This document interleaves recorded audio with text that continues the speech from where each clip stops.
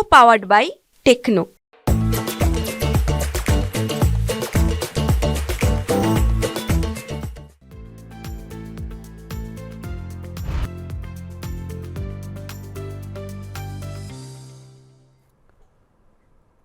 Good morning, सुप्रभात। क्या खरीदें क्या बेचें में आपका बहुत बहुत स्वागत है। मैं हूं संदीप ग्रोवर और मार्केट्स में हम देख रहे हैं कि तेजी का जो दौर है वो जारी है। रिकॉर्ड हाई पर बाजार में फिर से एक बार क्लोजिंग देखने को मिली, बावजूद इसके कि कल का सेशन मंथली एक्सपायरी का दिन था। बाजार में एक माना जाता है कि जिस दिन एक्सपायरी होती है, चाहे वो मंथली हो या वीकली हो, काफ़ी उठापटक होती है, लेकिन एक तरफा रैली हमने बाजार में बनती हुई देखी, भले ही वो लास्ट के आधे घंटे में ही बनती हुई दिखी हो, लेकिन हाँ, बाजार में मजबूती है और वो जारी है। इस पर और बातचीत करते हैं कि क्या ये तेज़ी जारी रहेगी, क्योंकि सितंबर सीरीज तो बाजार के लिए बहुत मजबूत रही है। क्या ये ट्रेंड अक्टूबर सीरीज में भी जारी रहेगा, इस पर बातचीत करते हैं। हमारे साथ एक खास मेहमान मौजूद हैं, शरदमिश्रा.com के प्रमोटर एंड CIO शरद मिश्रा साहब हमारे साथ कार्यक्रम में शामिल हो चुके हैं।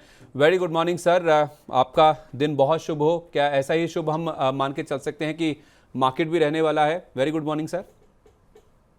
Very good morning Sandeep ji. तो देखिए सर, बिल्कुल अगर आप देखेंगे तो एक बहुत अच्छा बेस बना हुआ है, करीब 26,032 26,070 के आसपास। तो ये वो जोन है जहां पर अब पुट राइटर का 26,000 के पुट राइटर का बेस बन गया है। मुझे लगता है स्लोली एंड ग्रेजुअली आप बाजार आपको 26,270 285 और 320, जो बेसिकली 26,300 के कॉर्पोरेटर का जोन है, वहां तक आपको बिल्कुल जाता हुआ दिखाई देगा। सिमिलरली अगर आप बैंक निफ्टी को देखें तो 24,796 का रास्ता खुल गया है। अगर आप देखेंगे जो 53,910, ये बेसिकली 54,000 के पुट राइटर का बेस है। कोई प्रॉब्लम नहीं होने वाली है, मुझे लगता है बहुत कंफर्टेबली है बैंक निफ्टी यहाँ से। चलिए सर, मैं आपके पास आता हूँ। थोड़ा आपके ऑडियो में दिक्कत है, उसको थोड़ा दुरुस्त करने की कोशिश करते हैं। थोड़ा मार्केट आपके सामने रखते हैं और शरद सर से दोबारा कनेक्ट करने की कोशिश करेंगे, उनकी ऑडियो जब तक दुरुस्त हो जाती है। मार्केट में हम देख रहे हैं कि लगातार मजबूती देखने को मिल रही है। दूसरा दिन था जब बाजार में रिकॉर्ड हाइस पर जाकर क्लोजिंग देखने को मिली है। निफ्टी में 200 अंकों से ज़्यादा की तेजी थी। सेंसेक्स आप देखिए ऑलमोस्ट 750 अंक और बैंक निफ्टी भी 350 अंकों की मजबूती के साथ बंद हुआ है। इंट्राडे में 26,250 का जो लेवल है वो भी निफ्टी ने पार कर लिया था और 26,200 के ऊपर पहली बार ऐसा हुआ कि निफ्टी में जो क्लोजिंग है वो बनती हुई दिखी है। और सेंसेक्स ने दिन के दौरान ऑलमोस्ट 86,000 का जो लेवल है उसे छू लिया था, ऑलमोस्ट टच कर लिया था, क्योंकि 85,930 ये इंट्राडे हाई लेवल है जो कि सेंसेक्स ने दिन के दौरान छुआ था। ये नया रिकॉर्ड हाई स्तर है और बैंक निफ्टी में भी नए रिकॉर्ड हाइस बनते हुए दिखे। और अच्छी बात यह है कि जो क्लोजिंग है वो लगातार दूसरे दिन 54,000 का जो की लेवल है, साइकोलॉजिकल लेवल है, उसके ऊपर, उसके पार जाकर ही बंद होते हुए हम नजर भी आए हैं। तो सर, आप निफ्टी की बात कर रहे थे। निफ्टी में जब आप कह रहे हैं कि 26,700 तक के जोन्स भी टेस्ट हो सकते हैं, अपनी बात को कंप्लीट करें सर।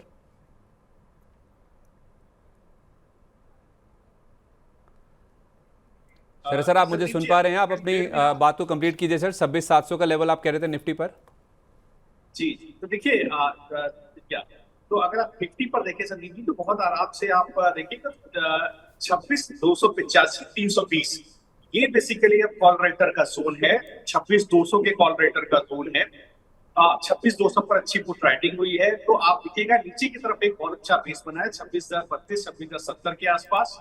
तो बिल्कुल आप मान करके चलिए इस जोन तक आपको इसी सप्ताह में आपको आता हुआ दिखाई देगा। और निफ्टी कंफर्टेबली प्लेस हो गया है। और जहां तक बैंक निफ्टी की बात रही, देखिए मैं आपको बताऊं, बहुत आराम से मुझे लगता है कि 54,750 के आसपास बैंक निफ्टी आपको ऊपर की तरफ जाता हुआ दिखाई दे सकता है। ठीक है, तो 54,750 तक के जो लेवल्स हैं वो बैंक निफ्टी में देखने को मिल सकते हैं और इसी हफ्ते आप कह रहे हैं कि 26,700 तक के जो लेवल्स हैं वो निफ्टी में भी देखने को मिल सकते हैं। यानी कि करीब 500 अंकों के आसपास की जो रैली है वो निफ्टी में हो सकता है कि इसी हफ्ते आती हुई दिखे। थोड़ा सा सरप्राइजिंग है, लेकिन बाजार में मोमेंटम इतना स्ट्रांग है कि बाजार में हो सकता है कि नए रिकॉर्ड हाइस बहुत जल्द लगते हुए नजर आ भी सकते हैं।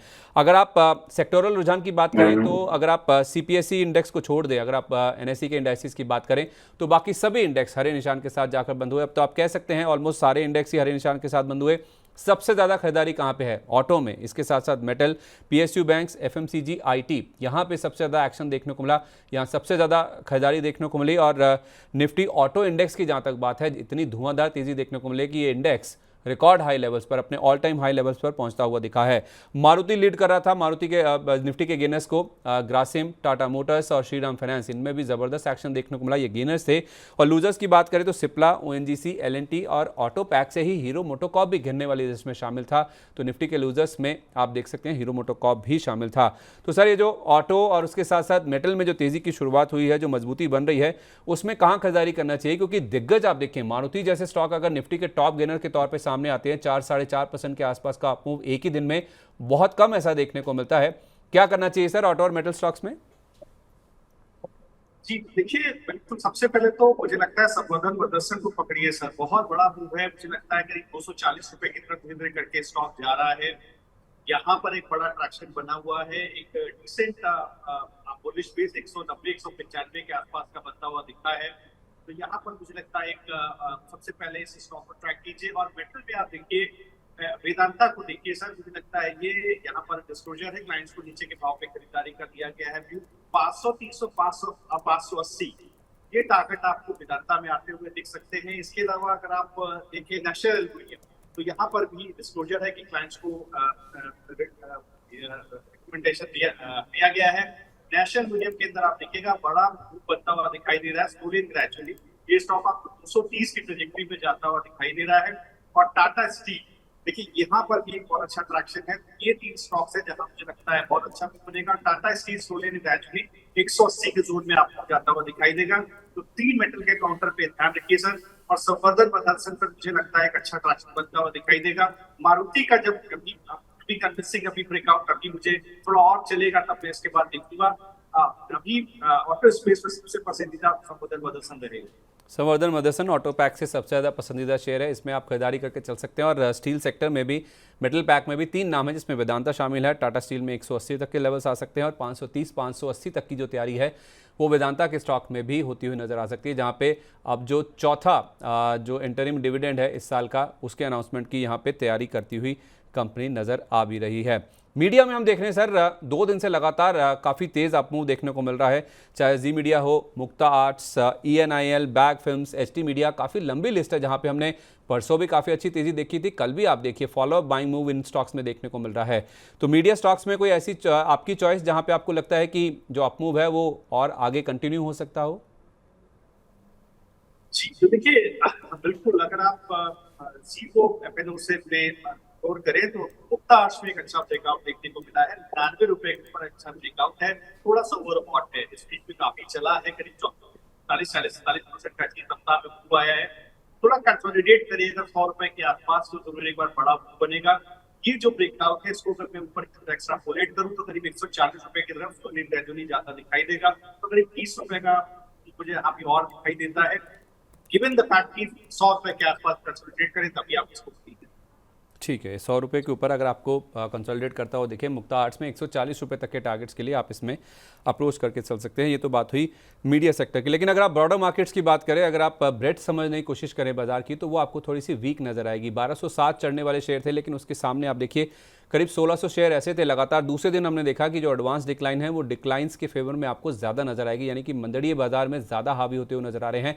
भले फ्रंटलाइन इंडाइसिस आपको रिकॉर्ड हाइज बनाते हुए दिख रहे हैं, लेकिन मिड कैप स्मॉल कैप में आपको प्रेशर साफ तौर पर नजर आएगा। कारोबार के आखिरी आधे घंटे में हमने देखा बाजार में रिकवरी आती हुई दिखी और मिड कैप इंडेक्स केवल 4 अंक की मजबूती के साथ बंद हुआ, जबकि स्मॉल कैप इंडेक्स आप देखिए गिरकर ही बंद हुआ। यहाँ पे गिरावट देखने को मिल रही थी और तीसरे दिन लगातार हमने देखा यहाँ पे कमजोरी ही बनती हुई दिखी है। 3 दिन में अगर आप देखेंगे तो स्मॉल कैप इंडेक्स में करीब 450 अंकों के आसपास की गिरावट देखने को मिली। कल भी आप देखिए 223 अंकों के आसपास का फॉल था। तो 3 दिन में अगर आप देखें तो 450 पॉइंट के आसपास वाइप आउट हो चुके हैं। तो स्मॉल कैप में ज़्यादा प्रेशर फिलहाल देखने को मिल रहा है, लेकिन इस बीच भी हम देख रहे हैं कि कुछ स्टॉक्स ऐसे हैं जो कि बाजार को आउट परफॉर्म करते हुए नजर आ रहे हैं। उसमें प्रताप स्नैक्स हैं जो कि डायमंड अपना एक ब्रांड है उसके नाम से फेमस है, बनारस बीट्स है, आर्चीज है, मैक्लॉयड रसल है। ये कुछ स्टॉक्स हैं जो कि कल के आउटलाइनर्स थे, आउट परफॉर्मर्स थे। इनमें से कोई स्टॉक जो कि सर आपके रेडार पे हो, जहां पे आपको लगता है कि अभी भी खरीदारी की जा सकती हो, मोमेंटम सस्टेन करता हुआ नजर आ रहा हो? देखिए, इन काउंटर्स में मैंने बहुत ट्रैक नहीं किया, बट प्रताप स्नैक्स को एक बार मैं आपके लिए ट्रैक कर देता हूँ। देखिए 960 के ऊपर अच्छा बना हुआ है, मुझे लगता है 1042 का भाव है। स्लोली ग्रेजुअली अगर ये 1060 के ऊपर सस्टेन करता है तो ये 1250 तक के भाव तक जाता हुआ दिखाई देगा।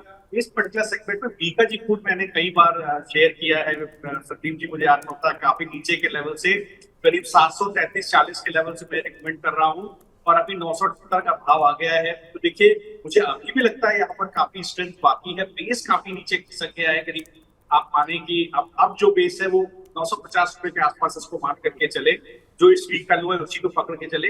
तो अगर अभी यहाँ पर अभी और फर्दर स्ट्रेंथ रहती है निफ्टी को, अगर ये अगर मान लीजिए कि पॉजिटिव कोरिलेशन रहता है, तो बिल्कुल इसमें ताकत है 1150 रुपए तक जाने की। तो बीकाजी फूड की तरफ भी ध्यान दिया जा सकता है। 1150 तक जा सकता है बीकाजी फूड, पहले भी रिकमेंडेड है 700 के आसपास के लेवल से, 978 के आसपास आ गया, अब यहाँ पे मजबूती और भी बढ़ती हुई नजर आ सकती है। अक्टूबर सीरीज में मजबूती कहाँ देखने को मिलेगी, कार्यक्रम के दूसरे पड़ाव की ओर चलते हैं और जानते हैं कि इस सीरीज में कहाँ पे बाजार में ज़्यादा एक्शन देखने को मिलेगा, कहाँ कमाई के मौके, क्योंकि सितंबर सीरीज बाजार के लिए बहुत मजबूत रही है। क्या कुछ ऐसा ही रुझान मार्केट में इस सीरीज में भी देखने को मिलेगा, कहाँ आपको खरीदारी करनी चाहिए, कहाँ मुनाफा वसूली करनी चाहिए? तो सबसे पहले सर, कल के अगर हम कुछ ब्लॉक डील्स वाले शेयरों की बात करें तो पेटीएम में ब्लॉक डील हुई, इसके बाद हमने देखा शेयर में काफ़ी अच्छा उछाल बनता हुआ दिखा, और इसी तरह से 5 स्टार बिजनेस फाइनेंस, जहाँ पे हमने देखा कि कुछ 4 पी कंपनीज है जिन्होंने अपना करीब 19% के आसपास का स्टेक बेचा है। उसके बाद इस शेयर में हमने देखा कि हल्की फुल्की गिरावट देखने को मिली, और बाद में अगर आप देखें तो डे लो के आसपास ही जाकर क्लोजिंग भी हुई। तो ऐसे स्टॉक्स में जहां पे न्यूज़ फ्लो है या फिर प्रमोटर्स या कुछ निवेशक अपना स्टेक कम कर रहे हैं या ऑफलोड कर रहे हैं, ऐसे स्टॉक्स में आपकी राय, खासतौर पे पेटीएम और 5 स्टार जैसे? बिल्कुल, तो देखिए पेटीएम काफी के नीचे, डिस्क्लोजर काफी नीचे के लेवल से रिकमेंडेड है, 786 का टारगेट है संदीप जी। पेटीएम में बिल्कुल आएगा, आप देखिएगा यहाँ पर, आप देखेंगे तो मैनेजमेंट का मानना है, पहले भी मैं शेयर कर चुका हूँ कि ये साल में एक क्वार्टर प्रॉफिटेबल देना है, तो बिल्कुल। और अदरवाइज भी देखें तो जो क्रॉस सेलिंग वर्टिकल्स हैं, चाहे वेल्थ मैनेजमेंट हो या दूसरे वर्टिकल्स हो, वहां से एक बार अच्छे प्रॉफिट क्लॉक कर रही है कंपनी, और वहां पर एक फॉरवर्ड इंटीग्रेशन कंपनी ने अच्छे से किया है। तो मुझे लगता है धीरे धीरे 786 की तरफ स्टॉक जाता हुआ दिखाई देगा। तो पेटीएम पे बिल्कुल नजर रखने की जरूरत है। अभी भी अगर कोई खरीदारी करना चाहे तो मुझे लगता है 660 के आसपास इस वीक का स्टॉक लॉस रख के, लास्ट वीक का स्टॉक लॉस रख के बना रहे, 786 का भाव आएगा। ठीक है, और 5 स्टार बिजनेस फाइनेंस पे आपकी राय सर? तो देखिए ये पर्टिकुलर स्टॉक में 5 स्टार बस फाइनेंस की बात आप कर रहे हैं जी, 5 स्टार फाइनेंस जो है जी। तो देखिए 5 स्टार फाइनेंस को अगर आप देखें तो ब्रेकआउट आने की जरूरत है यहाँ से, 860 का जोन अगर आप देखेंगे तो जुलाई 2023 के बाद इस जोन को स्टॉक ने नहीं तोड़ा है। एक बार कंटिन्यूअसली तोड़ दे, सस्टेन करे एक वीक में, तो इसमें बड़े टारगेट ऊपर की तरफ खुलेंगे। अगर ये स्टॉक कहीं 860 के ऊपर सस्टेन कर जाएगा, इन दैट केस मुझे लगता है बहुत आराम से 1000 रुपए के एंट्री में जाएगा। ठीक है, ये तो बात हुई जहाँ तक 5 स्टार फाइनेंस की है। लेकिन सर, आस्क ऑटोमोटिव, इसका ओएफएस खुला है, कल नॉन रिटेल का हिस्सा खुला था और इसमें हमने देखा 2 गुना से ज़्यादा ये सब्सक्राइब होता हुआ दिखा है। आज ये रिटेल के लिए खुलता हुआ दिखेगा, आपकी राय होगी सर इसमें पैसा लगाने की ओएफएस में, आस्क ऑटोमोटिव के? तो देखिए बिल्कुल मुझे लगता है बिल्कुल इसके अंदर पैसा लगाना चाहिए, क्योंकि आप अगर देखेंगे तो देखिए जितने भी ऑटो एंसिलरीज है यहाँ पर मार्जिन एक्सपेंशंस बहुत अच्छे दिख रहे हैं। छोटी ऑपरेटिंग साइकिल होती है और इस वक्त अगर आप देखें तो ऑटो सेक्टर में बहुत अच्छा ट्रैक्शन देखने को मिल रहा है। अगर लंबी ट्रेजेक्टरी में भी देखेंगे, 2 से 3 साल के पर्सपेक्टिव से भी देखेंगे, तो जितने भी ऑटो मेजर्स हैं, चाहे वो 2 व्हीलर हो चाहे वो 4 व्हीलर सेगमेंट में हो, सभी में आपको टॉप लाइन और मार्जिन एक्सपेंशन होते हुए दिखेंगे। तो उसके मद्देनजर मुझे लगता है बहुत अच्छा ट्रैक्शन आपको ऑटो एंसिलरी में भी देखने को मिलेगा। तो बिल्कुल इस पर सब्सक्रिप्शन में जाना चाहिए। ठीक है, ज्वेलरी शेयरों में हम कुछ पॉकेट्स में देख रहे हैं कि अब मुनाफा वसूली के संकेत साफ तौर पे नज़र आने लगे, चाहे आप कल्याण को देखें, सेन को देखें, पीएन गार्डगिल देखें, फिर टीवीजी को देख लीजिए। इन शेयरों में अब हम देख रहे हैं कि मुनाफा वसूली हावी होती हुई नज़र आ रही है। क्या रणनीति होनी चाहिए सर जहाँ पे मुनाफा वसूली हावी हो रही है? क्या हमें भी बेच देना चाहिए जिनके पास रखे हुए हैं अगर मुनाफे में हैं, या फिर फ्रेश खरीदारी के मौके हैं? बिल्कुल खरीदारी का मौका नहीं है संदीप जी। देखिए अगर मान लीजिए इम्पोर्ट ड्यूटी में कमी होती भी है तो एक सर्टेन लेवल पर ही जाकर के आपको मार्जिन्स में बढ़त होती हुई दिखाई देगी। तो मुझे लगता है वैल्यूएशंस काफी महंगे हो गए, काफी चल गए। जून के बाद से आप देखिए बड़ा ट्रैक्शन इन स्टॉक्स के अंदर आता हुआ दिखाई दिया है। मुझे लगता है प्रॉफिट बुकिंग का बिल्कुल सही समय है, क्योंकि अब जो लिक्विडिटी फ्लो है वो आपको सिलेक्टिव एनबीएफसीज में दिखाई देगा ज्यादा, इसके अलावा आपको एफएमसीजी काउंटर्स में दिखाई देगा। और अगर आप देखें तो मेटल्स में दिखाई देगा। तो यहाँ पर बिल्कुल ध्यान लगाना चाहिए। और रियल्टी के सिलेक्टिव रियल्टी के स्टॉक्स में भी आपको ये चीज दिखाई देगी कि अब जो आरबीआई पॉलिसी है वो बहुत इंपॉर्टेंट हो जाती है। तो रेट सेंसिटिव जो कंपनीज है, सेक्टर्स है, वहां पर आपको अच्छा ट्रैक्शन देखने को मिलेगा। तो बिल्कुल मुझे बिल्कुल लगता है इसमें बहुत ही ज्यादा सेक्टर स्पेसिफिक होने की जरूरत है। चर्निंग हो रही है, पैसा कुछ सेक्टर से निकल के जहां मुनाफा वसूली, जहां बहुत ज़्यादा गेन्स बने हैं, अच्छे परफॉर्मेंस दिखे हैं, वहां से निकलकर दूसरे सेक्टर्स में जाता हुआ दिख रहा है। सर, मैं ये रेट सेंसिटिव की या तो फिर रेट कट की बात करूंगा, उससे पहले एक दो सेक्टर्स पे और आपकी राय लेना चाहूँगा। QSR स्टॉक्स जो क्विक सर्विस रेस्टोरेंट्स होते हैं, जिसमें आप जुबिलेंट देख लीजिए, देवयानी इंटरनेशनल देखिए, वेस्ट लाइफ देखिए, हाल फिलहाल अच्छी खासी तेज़ी इन स्टॉक्स में हुई है, लेकिन अब थोड़ा सा प्रॉफिट बुकिंग की चपेट में ये भी सेक्टर आता हुआ दिख रहा है। तो ये जो प्रॉफिट बुकिंग हो रही है उसमें कैसे स्ट्रैटेजाइज करना चाहिए सर? जी, तो देखिए, जैसे ही आप देखेंगे कि जुबिलेंट फूडवर्क्स के रिजल्ट्स अच्छे आए और चलना शुरू हुआ, कुछ समय लिया देवयानी ने और सफायर फूड्स वगैरह ने। इसके बाद देखिए वहां भी एक अच्छा ट्रैक्शन देखने को मिला है। अगर आप सफायर फूड को देखें तो एक लॉन्ग टर्म ट्रेंड लाइन है जो जनवरी 2022 से चल रही है, उसका ब्रेकआउट लास्ट सप्ताह में आपको देखने को मिला है। छांटे के लिए बेहतरीन है, मुझे लगता है थोड़ा कंसोलिडेट कर सकता है। 380 का भाव है, 350 तक आप कभी अगर कंसोलिडेट करें तो बिल्कुल इसको लेना चाहिए। बड़े मूव की तैयारी कर रहा है, यहाँ पर एक ब्रेकआउट है, हो सकता है ये स्टॉक 4.5 की ट्रैजेक्टरी में दिखाई दे। एक क्वार्टर का समय, क्योंकि आप देखिए रिजल्ट सीजन बहुत जल्दी आने वाला है। तो यहाँ पर आप देखिएगा प्री रिजल्ट रैली आपको सफायर में, इसके अलावा देवयानी में आपको देखने को मिलेगी, क्योंकि जुबिलेंट में ऑलरेडी आ चुकी है। चलिए ठीक है, तो सफ़ायर को आप अपने ध्यान में रखिए। रिजल्ट से पहले एक रैली जरूर इस सेक्टर में देखने को मिल सकती है। मिड कैप फार्मा सर इस साल का बहुत बड़ा आउट परफॉर्मर रहा है, बहुत अच्छे गेंस दिखाए हैं मिड कैप फार्मा स्टॉक्स ने, और अब ये सेक्टर भी मुनाफा वसूली की चपेट में आता हुआ दिख रहा है। तो ये जो मुनाफा वसूली शुरू हुई है, जैसे वो शिल्पा मेडिकेयर की बात करें, पनेशिया बायोटेक, मोरपिन लैब्स, इन पर हमने पहले भी चर्चा करी है, लेकिन अब इनमें डिसाइसिव कुछ प्रॉफिट बुकिंग के संकेत साफ तौर पर नजर आ रहे हैं। तो ये जो प्रॉफिट बुकिंग शुरू हुई है, इसमें क्या खरीदारी करने के मौके बनते हैं, क्योंकि बहुत अच्छा रनअप इन स्टॉक्स में हुआ है। तो क्या अब ये पूरी तरह से फिजल आउट हो जाएंगे स्टॉक्स? क्या इनसे निकल जाना चाहिए, जिनके पास जो भी मुनाफा बन रहा है लेके निकल जाएं? बिल्कुल, देखिए अब फार्मा से निकलने का समय आ गया है। तो आप समझिए फार्मा ने द्रविड़ की तरह काम किया है। जब पूरा आप देखिए बैंकिंग स्पेस नहीं चल रहा था, बैंक निफ्टी लगड़ था, उस दौरान फार्मा ने, जब बैंक निफ्टी और निफ्टी आई थी दोनों लगड़ था संदीप जी, आप देखिए तो जून से पहले फार्मा ने कितना सपोर्ट किया है। सिलेक्टिव काउंटर्स में मैं जरूर बुलिश रहूंगा, जैसे Piramal pharma third largest CDMO है इंडिया का। बायोसिक्योर एक्ट जब से यूएस में आया है, उसके बाद से टॉप की चाइना की 4-5 कंपनियों को ग्रांट और गवर्नमेंट ऑर्डर मिलना बंद हुए हैं। चूंकि पीरामल तीसरा सबसे बड़ा सीडीएमओ है, तो यहाँ ये इवेंट से पहले ही रैली आ चुकी थी। अभी भी मुझे लगता है कि अच्छा बेस बना हुआ है 218 के आसपास। 253 मुझे लगता है ये इस तरफ जाने की कोशिश करेगा। तो ये पर्टिकुलर स्टॉक है, सिलेक्टिव स्टॉक्स रहेंगे जहां पर अच्छे रहेंगे, उसमें से पीरामल फार्मा है जिसमें मैं बुलिश हूं। तो मिड कैप फार्मा में सिलेक्टिव रही है। पीपीएल फार्मा, जिसे हम पिरामल फार्मा के नाम से भी जानते हैं, इसमें आप चाहें तो खरीदारी करके चल सकते हैं।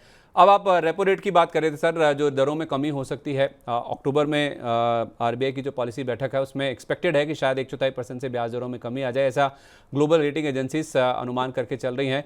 तो अगर रेपो रेट में कमी होती है सर, उससे पहले ये जो पूरी उम्मीद बन रही है रेट कट की, क्या एनबीएफसीज के शेयरों में खरीदारी करनी चाहिए या अभी रुकना चाहिए? क्योंकि ज़्यादातर बाजार के जो पार्टिसिपेंट्स हैं वो यही मानते हैं कि बैंकों से ज़्यादा एनबीएफसीज को रेट कट में कमी का ज़्यादा फायदा देखने को मिलेगा। बिल्कुल आप सही कह रहे हैं। अगर आप देखेंगे तो बजाज फाइनेंस है, इसके अलावा सिलेक्टिव हाउसिंग के जो छोटे काउंटर्स हैं 25-26 पी के आसपास के जो ट्रेड कर रहे हैं, वहां आपको काफी फायदा होता हुआ दिखाई दे सकता है। छोटे बैंक, स्मॉल फाइनेंस बैंक, जैसे यहाँ पर आपको आवास फाइनेंस, यहाँ पर देखिए आपको फायदा आता हुआ दिखाई दिया। फर्स्ट क्वार्टर में आवास फाइनेंस ने बेहतरीन 22% के आसपास ग्रोथ दिया था। अगर आप देखेंगे तो 1+ डीपीडी जो होता है, बेसिकली जो इनका एनपीए का सेक्टर होता है, वहां 3 बेसिस पॉइंट का इम्प्रूवमेंट देखने को मिला था। नेट प्रॉफिट में अच्छी ग्रोथ 15% की देखने को मिली थी। तो एक 5% का स्प्रेड ऑलरेडी इन्होंने बनाया हुआ डिस्पाइट ऑफ कॉम्पिटिटिव प्राइसिंग। तो मुझे लगता है बिल्कुल बजाज हाउसिंग के आईपीओ के बाद आवास फाइनेंसेस में भी अच्छा मूव है, यहाँ पर भी एक बार ध्यान रखना चाहिए। इसके अलावा मुझे लगता है और भी छोटे जो काउंटर्स हैं, वहां पर भी हाउसिंग फाइनेंस में बिल्कुल ध्यान रखना चाहिए। और एफएमसीजी स्पेस में देखिए अच्छा ध्यान रखना चाहिए, जिसके अंदर एवेन्यू सुपरमार्ट्स है, जिसके अंदर देखिए अगर आप देखेंगे तो कैंपस फुटवेयर है, वीआईपी लगेज है, यहाँ पर देखिए क्या होगा, डिस्क्रिशनरी स्पेंडिंग धीरे धीरे बढ़ेगी, तो मुझे लगता है यहाँ पर भी एक बार ध्यान देना चाहिए। चलिए ठीक है, ये तो बात हुई जहाँ तक पैसा कहाँ पे किन सेक्टर्स में जाता हुआ नजर आएगा वो बात हुई। लेकिन अक्टूबर सीरीज़ में कहाँ पे कमाई हो सकती है, मैं उसकी ओर बढ़ूँ उससे पहले एक सवाल और आपसे लेना चाहूँगा, क्योंकि सेकेंडरी मार्केट में तो एक्शन देखने को मिल रहा है, उसके साथ साथ प्राइमरी मार्केट भी काफ़ी एक्टिव है। तो आज हफ्ते का आखिरी कारोबारी दिन है, नई सीरीज़ का पहला दिन है, लेकिन KRN हीट एक्सचेंजर्स का जो IPO है उसका भी आखिरी दिन है। तो आज ये IPO बंद हो जाएगा और हमने देखा कि कल तक यानी कि दूसरे दिन के एंड तक 58 टाइम्स ऑलरेडी ये सब्सक्राइब हो चुका है, 55 गुना ये रिटेल में भर चुका है, NII कैटेगरी में 135 गुना, QIB भी 3 गुना भर चुका है। तो जिन्होंने अभी तक पैसा नहीं लगाया है इस IPO में, क्या वो लगा सकते हैं? सर आपकी राय होगी इसमें पैसा लगाने की? जी, तो देखिए बिल्कुल, अगर आप इसको देखेंगे तो एक ट्यूब टाइप हीट एक्सचेंजर्स को बेसिकली अगर अगर देखेंगे तो ये मैन्युफैक्चरिंग काम करती है कंपनी। तो copper, aluminium paints and copper tubes वगैरह की heat exchangers, water coil, condenser oil वगैरह की मैन्युफैक्चरिंग है। और अगर आप देखेंगे तो अच्छा एसेट बेस है, करीब 259 करोड़ का एसेट बेस है, एक रिवेन्यू और अच्छा रिवेन्यू 350 करोड़ के प्लस का सालाना रिवेन्यू है, अच्छी नेटवर्क है। मुझे लगता है कि डेट टू इक्विटी रेशियो काफी कम है, एक अच्छा रिटर्न ऑन कैपिटल एम्प्लॉयड है। तो मुझे लगता है बिल्कुल, अगर आप देखेंगे तो जो बेसिकली कैपिटल भी आ रहा है वो सब्सिडरी में जा रहा है, जो केनारा एचवैक करके कंपनी है, जहां नई फैसिलिटी कंपनी डालना चाह रही है। तो नई फैसिलिटी का मतलब है कि एक्सिस्टिंग कैपेसिटी पोटेंशियल आउटपुट पर काम कर रही है। तो ये सारी चीजें पॉजिटिव है। मुझे लगता है बिल्कुल, अगर कोई किसी ने सब्सक्रिप्शन अप्लाई किया है तो बिल्कुल सही किया है। ये जरूर मैं कहना चाहूंगा, लिस्टिंग गेन अगर मिले तो तुरंत निकल जाए, उस दिन ऑब्जर्व करें, अगर स्टॉक अपने लिस्टिंग प्राइस के ऊपर जाकर के क्लोज हो तभी उसको अगले दिन के लिए लेकर के जाएं, मगर स्टॉक लॉस ऑफ डेज।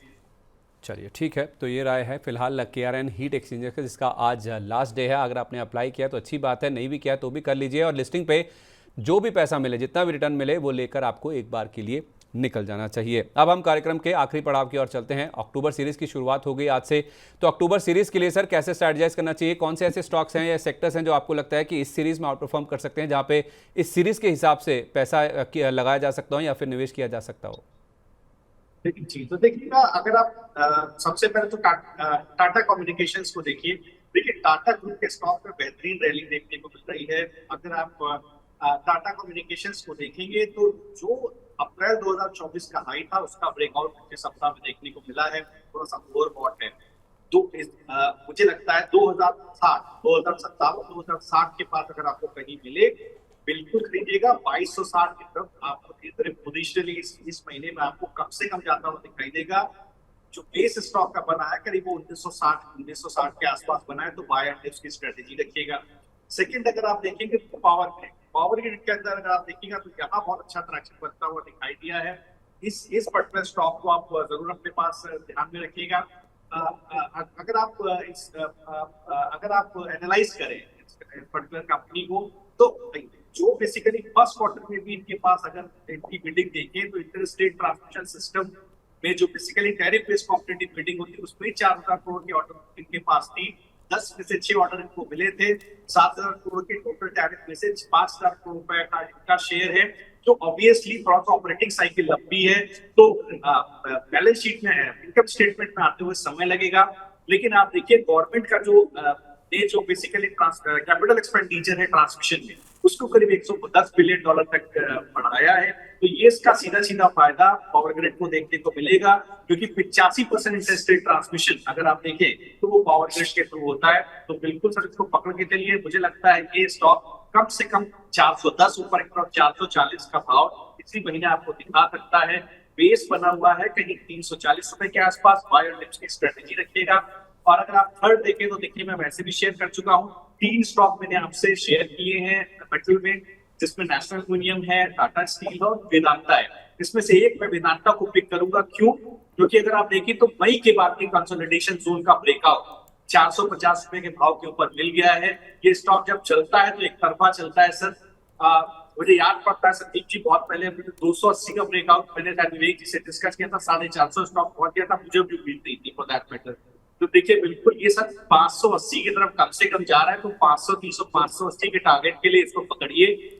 8 तारीख को बोर्ड मीटिंग है, चौथा इंटरिम डिविडेंड आएगा, 16 तारीख को रिकॉर्ड डेट है, और अदरवाइज भी आप देखेंगे बिकॉज ऑफ चाइना के ने जो स्टिमुलस दिया है बेसिकली रियल एस्टेट सेक्टर और फाइनेंस मार्केट के लिए मुझे लगता है बिल्कुल वहां पर जो medium term interest rate cut है उसका फायदा मेटल को मिल रहा है। तो ये सीढ़ी शायद मेटल की हो सकती है 530 और 580 के टारगेट के लिए 450 के स्टॉप लॉस से बाय एंड डिप्स की स्ट्रेटजी रखिए। चलिए, तो ये सीरीज शायद मेटल शेयरों के नाम हो सकती है, तो वेदांता मेटल स्टॉक से आप खरीदारी करके चल सकते हैं। टाटा स्टील, नाल्को के नाम भी बताए गए, लेकिन उसके अलावा टाटा कम्युनिकेशन और पावर ग्रिड जो कि नए रिकॉर्ड हाइज लगातार बना रहा है, इस शेयर में भी इस सीरीज़ में यानी कि अक्टूबर सीरीज जो कि आज से शुरू हो रही है, यहाँ पे दमदार एक्शन बनता हुआ दिख सकता है। टारगेट और जो स्टॉप लॉसेस के लेवल हैं वो आपके सामने आपको स्क्रीन के ऊपर नजर आएंगे। बहुत बहुत धन्यवाद शरद सर, आज हमारे साथ कार्यक्रम में शामिल होने के लिए, अपने पिक्स बताने के लिए, सारे सवालों के जवाब देने के लिए। जाने से पहले कोई डिस्क्लोजर जो आप शेयर करना चाहें सर?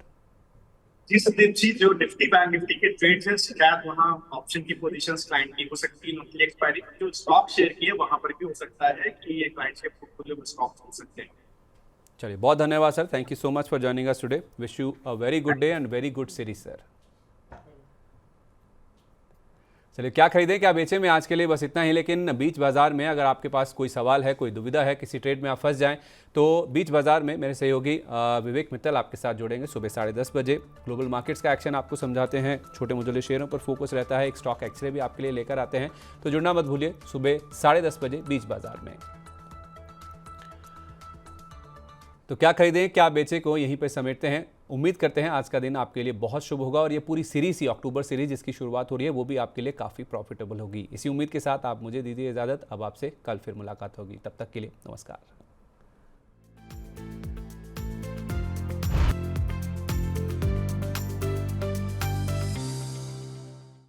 को पावर्ड बाय टेक्नो।